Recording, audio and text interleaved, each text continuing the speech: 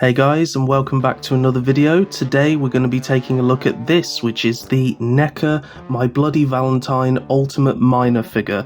So this is quite a fun one because I had never seen this film until this figure was announced. And then I thought, oh, that looks pretty cool, pretty creepy. A miner in a miner's mask going around killing people. So I checked the film out of curiosity, and I actually really enjoyed it.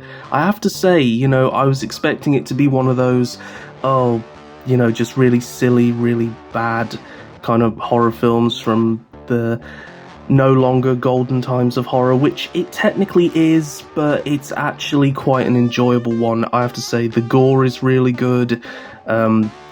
The miner is really good. It's a fun watch, so if you guys are horror fans and you haven't seen that yet, I definitely recommend you go check it out.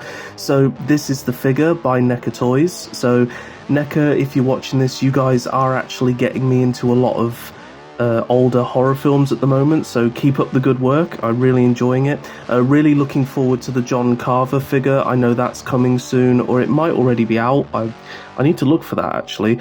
But that figure shares quite some similarities with this, as does a certain other popular character you guys may know of.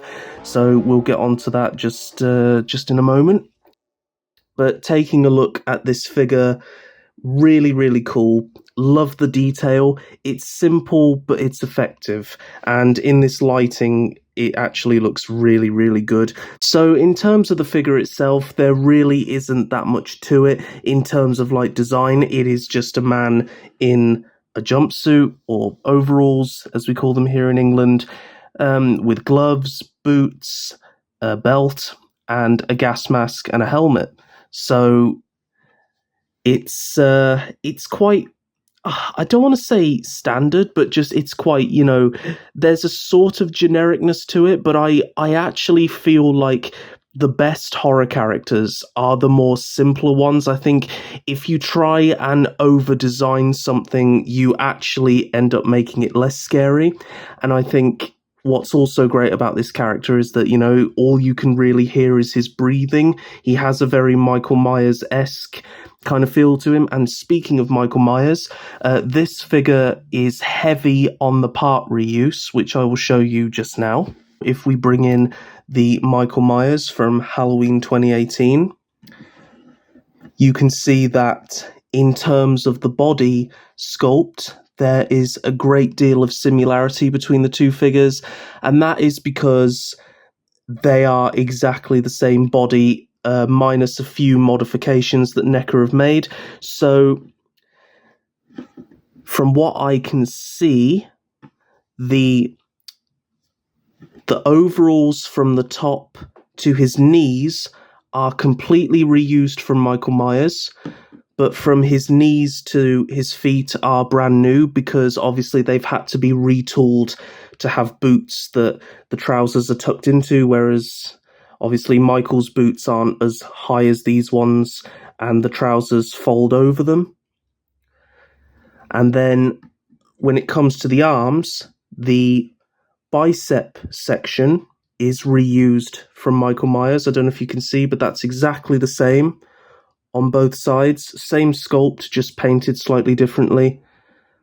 But the elbow to the hands is once again completely brand new, because it had to be retooled for the glove section to be added. So it's a very nice and very clever way of part reuse, to be honest, because in many ways you can't criticize them for this, because the miner is wearing blue overalls. I know in America you call them coveralls, but here we call them overalls. So, but yeah, so they haven't got this wrong. And hey, sometimes part reuse works.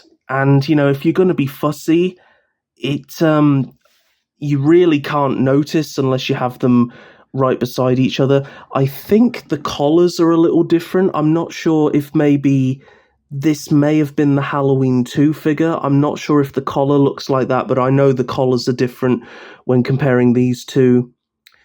And I also think, actually, having said that, I think this section here, which is actually a soft PVC plastic over a plastic inner skeleton, I think actually that is a different sculpt. No, it is, because it doesn't have the pocket. So I'm not sure, as I said, if this shares the mold from the Halloween 2 Myers or any other Michael Myers, but that is definitely not the same as that. So it's mainly just the arm and leg pieces that have been reused, but the PVC piece that covers the whole front section and back, it's basically like a giant... it's almost like a bathing suit, you know, it kind of wraps around the legs at the bottom here and goes all the way over the arms. So, yeah, that is an entirely different sculpt to this, but I can understand why so many people can see strong similarities, because you wouldn't be wrong. They're using the same body. I wouldn't be surprised if it's also the same inner plastic skeleton, just because, you know, that's the bit that these parts connect into. But I still think that despite the strong part reuse, this figure, it really does not deserve to be criticised for that. It looks perfect. Another thing that's just popped into my mind is I wonder if these are McCready's gloves. I don't think they are, but they could be. I'm not quite so sure on that now.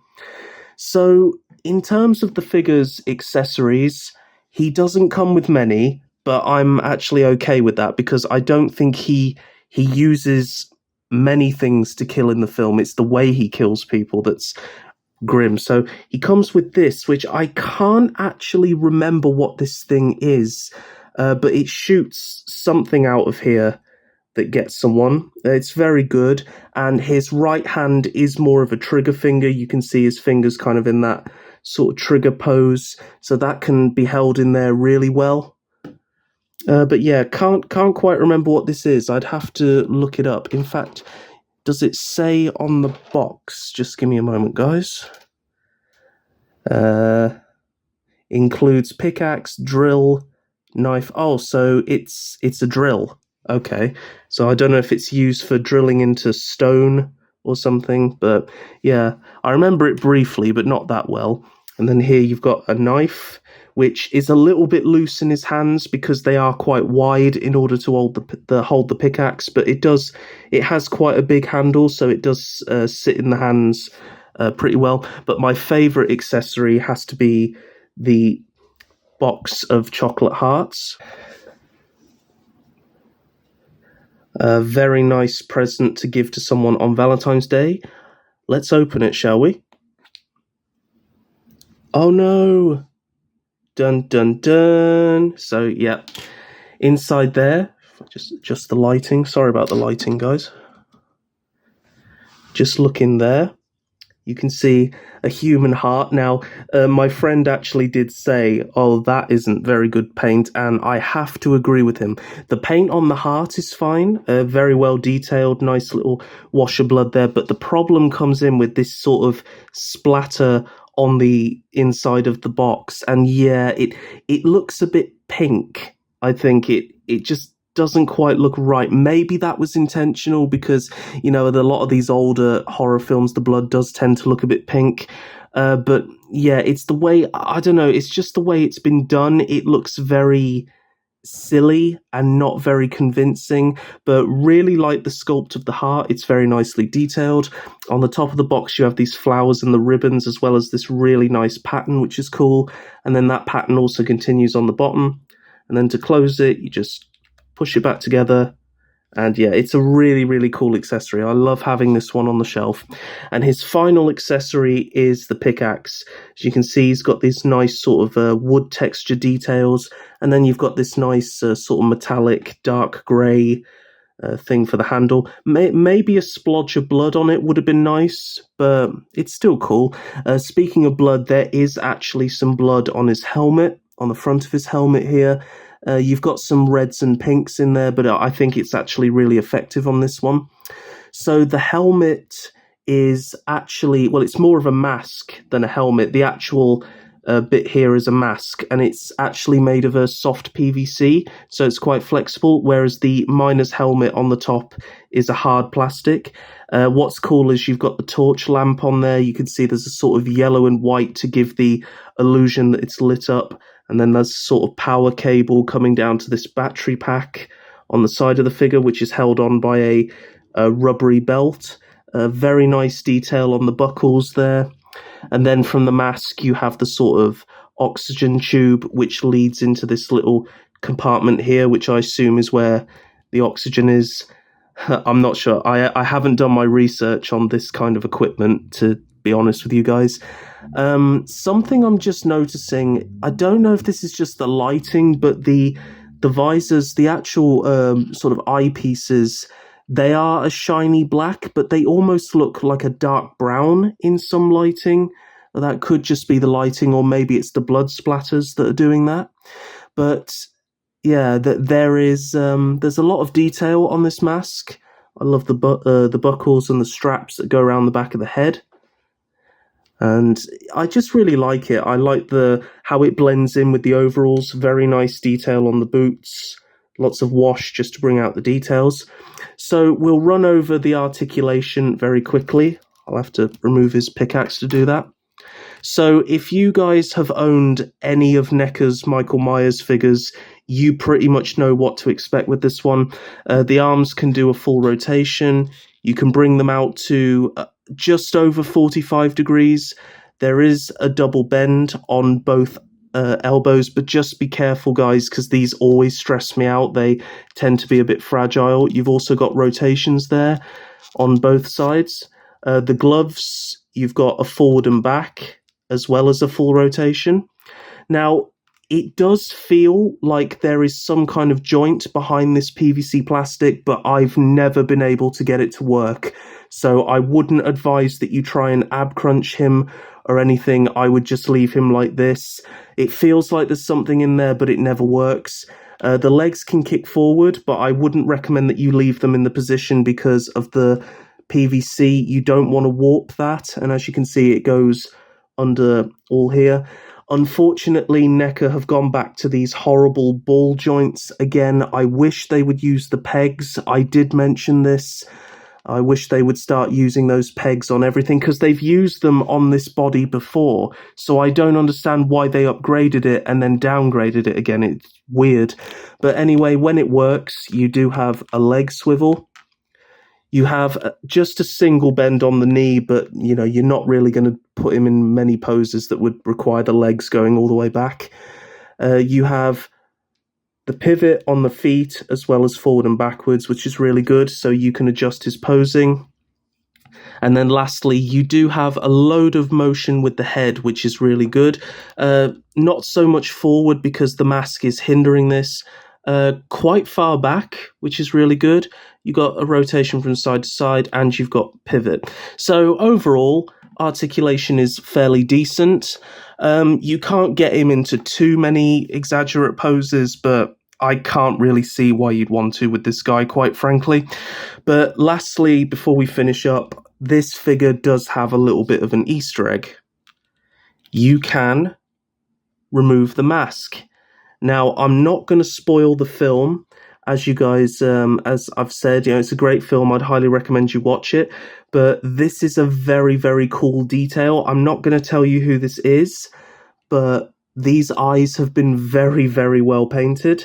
And I also believe the John Carver figure has reused this, which I'm not a big fan of, because the guy who is the baddie in that film looks nothing like the miner revealed in this film. He looks nothing like him, but these eyes actually do look like who it is that's revealed to be him, but I'm not going to spoil it. So over his face, you can see you've got this kind of just full face mask. It's got some brown brushing just to give it some detail, but the eyes are very, very nicely painted. They're using that modern kind of dot print technology to do it. It's really, really great. And the mask itself, as I've said, is actually quite squishy. The helmet isn't, though, so you just want to be careful taking it on and off. But personally, I'd always have it on because, you want to keep that mystery, even though I know who it is, but I won't tell. So overall, I really, really like this figure. As I say, I really enjoyed this film. I could understand if this is one that people want to skip on because, it's very cult classic. I wouldn't be surprised if not many people have heard of this film. My Bloody Valentine, but it's great. And hey, it was the reveal of this figure that actually helped me discover the film. So I think Neca's doing a really cool thing by making films for these cult classic by making figures for these cult classic films. It's actually introducing them to a whole new audience. So overall, I'm going to give this figure. I'm going to give him a 7.5 because I did have an issue with this arm where sadly I had to boil it to try and get the joint to work, and I thought the joint had seized up, but actually this soft plastic here had just become glued to the arm. Thankfully, I was able to peel it off, so I got working again. So, a bit of Neca's quality control, which they are famous for, which does get on my and many people's nerves. But ultimately, this figure is mostly part reuse, but I don't knock it for that at all. Overall, I just think it's a really nice figure, but it wouldn't exactly be in my top 10 of all time. But it's a great figure, and I say if you're a horror fan and you like My Bloody Valentine, definitely pick it up. So I hope you've enjoyed this review, guys. Stay tuned to the channel for more action figure reviews. Stay safe and happy wherever you are in the world, and I'll catch you all in the next one. Bye-bye.